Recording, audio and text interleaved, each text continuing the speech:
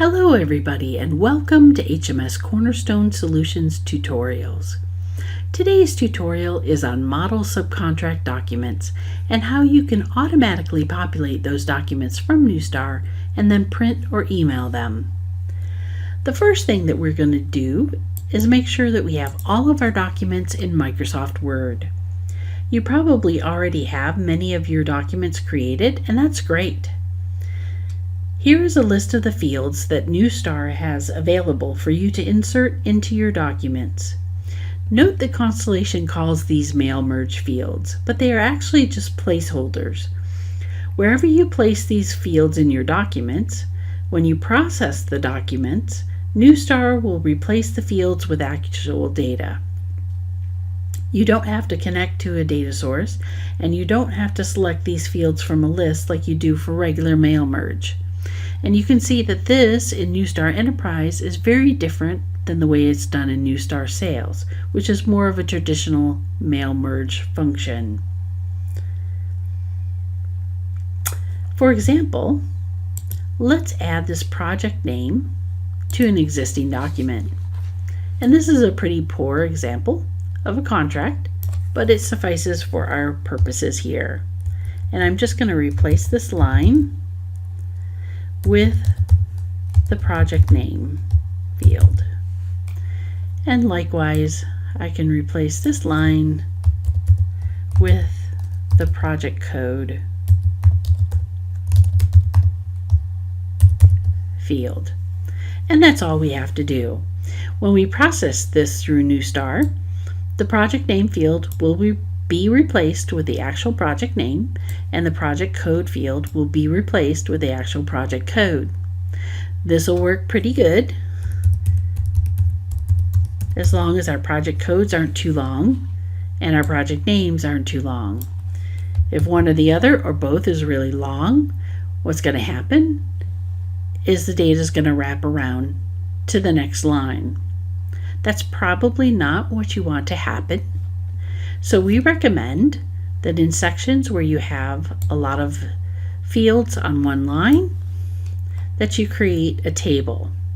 And I have an example of this here, our supplier info form, which is very simple.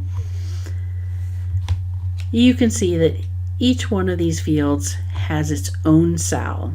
So if this supplier name were insanely long, it would wrap around within the cell and push everything down instead of pushing everything to the right.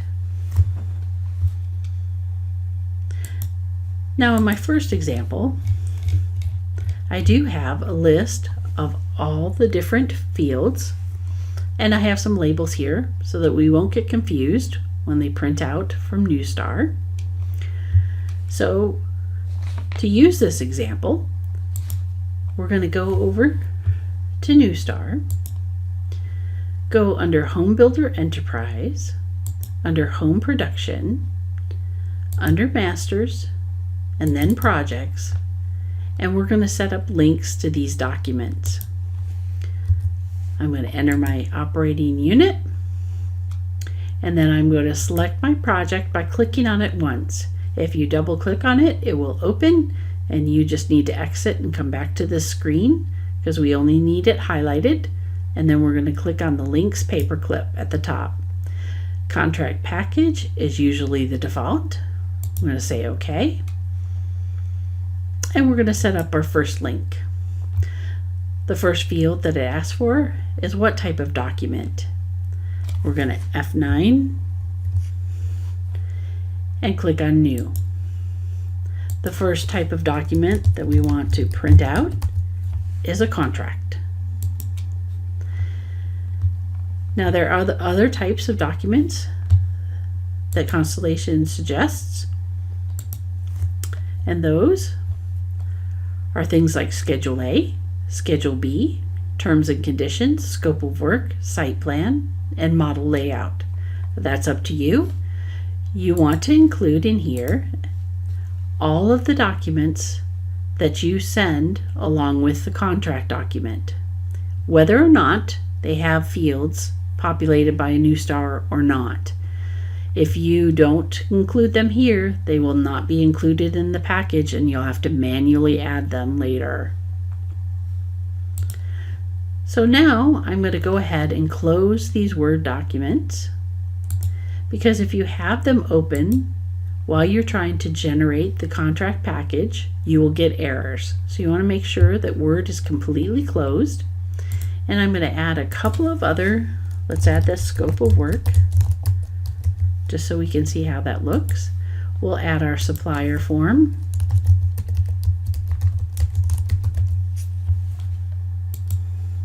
And then we're going to click on the screen check. We had our contract selected, so that's a type that we're going to set up first. If you click in the document name, you'll notice that the description populates. We're going to go across to the binoculars and look up our contract, our actual contract document, which I call generic contract. So then I'm going to update this document name to generic contract. You can do so as well if you prefer. You can also put in notes. Those are optional. I've never seen an image, so maybe that was something that was thought about but never came to fruition. So with all of our fields populated, I'm going to click on OK. And let's add our supplier form as well. So I'll drill down in here, grab the supplier form, pull in that document link. Again, we can update this description as well and click on OK. I've got our two document types in here. I'm happy. I'm going to close this now and go back to our main screen. From Masters, I'm going to move to Model Subcontracts and to the contract package. I'm going to put in the operating unit, and you'll note that if you try to put a wildcard here, it's going to give you an error, ask you for just one project code. Let's look up our project. Again, if you try to put a wildcard here, it's going to tell you that you have to enter one craft code. I'm going to choose appliances. In this field, you can use the wildcard, or you can look up one particular subcontract.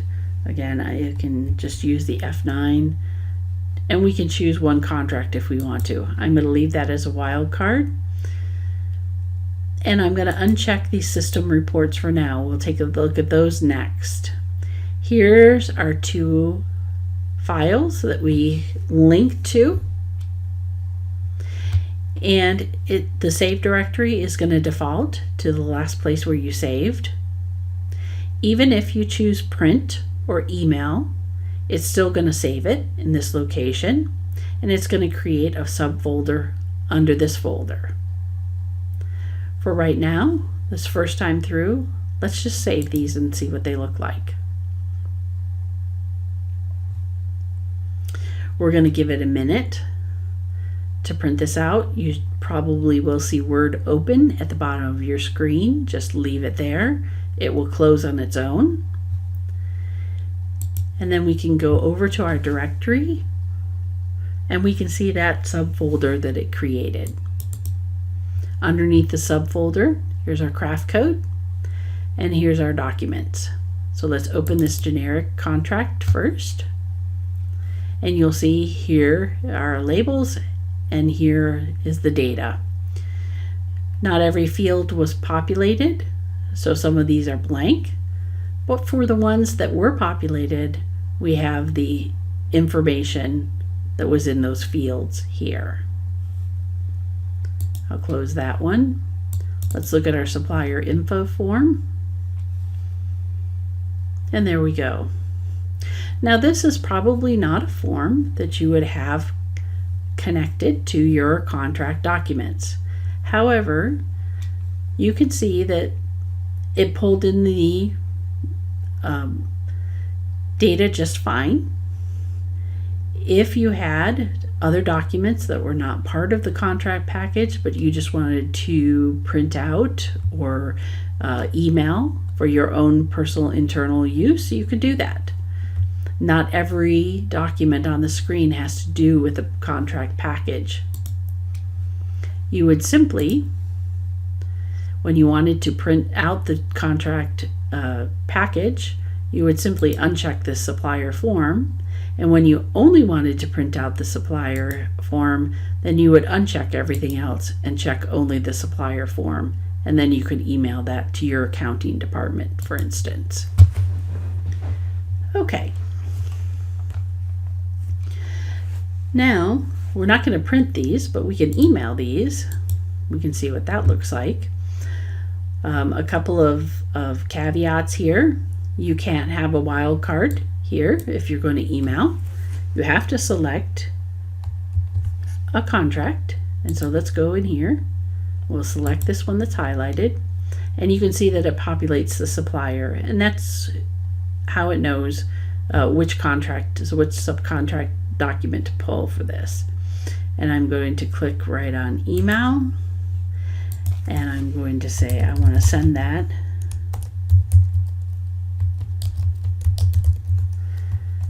to my email address. We're just going to put a test message in there.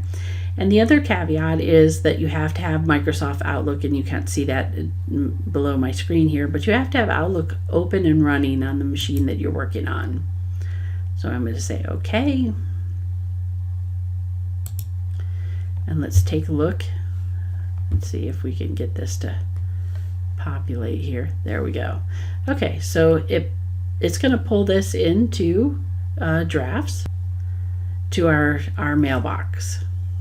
Here's our 2 documents and the body of that message. Okay. Oops, let's close that. Okay, so one of the things that hasn't worked in the past is to uncheck these boxes and then go and check the system report boxes and click on save. Sometimes you will encounter an error. So what I usually do in this case, before we go back and show you this, I'm going to exit. Then we'll come back in just to make sure it's not going to give us an error and cause us to close Newstar. I'm going to click on our project again, put in our craft code that we were looking at before. I'll uncheck our documents here, and then I'll run both of these reports. Now note, for the project cost comparison only, you can add additional projects to this. So I can drill down in here and I can add, for instance, Covington Park. If I wanted to add another one, I could just drill back down in here and I could add Watsonville Meadows. You'll see that it separates the project codes by a comma. So you can add in as many project codes as you want. And I'll show you how that looks as well. So we have 2. And let's save. And this takes a few minutes to process. It might be a good time for a cup of coffee.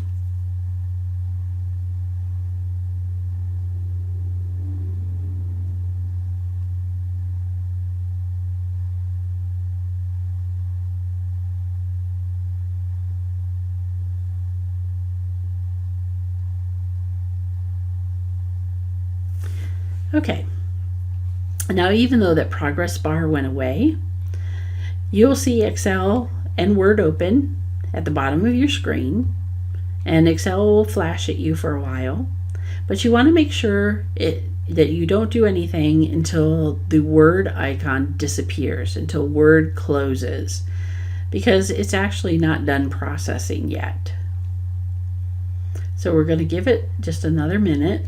Okay, Word has now closed, so we can go into our folder again, and you notice that it's not under the appliance subfolder.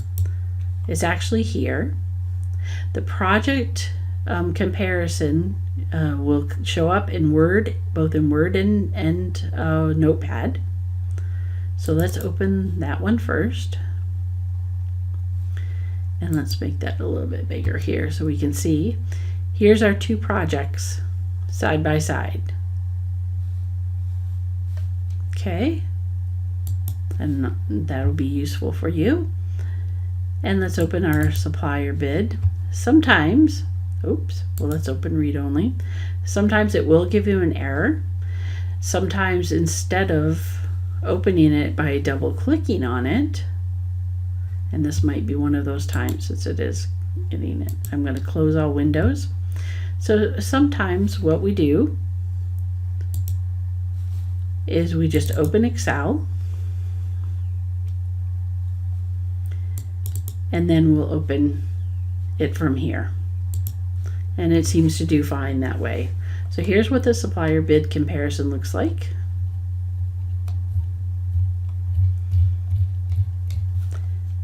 And we'll go back into Newstar.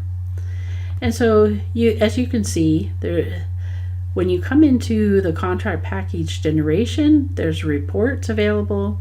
You can put your non-related forms in here that you want to pull data from Newstar in here, and then you can put everything related to that contract package as well.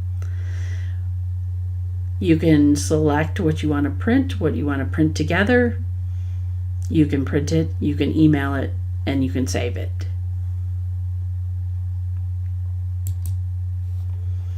Okay, that is SubContract package generation in a nutshell. Thank you for watching.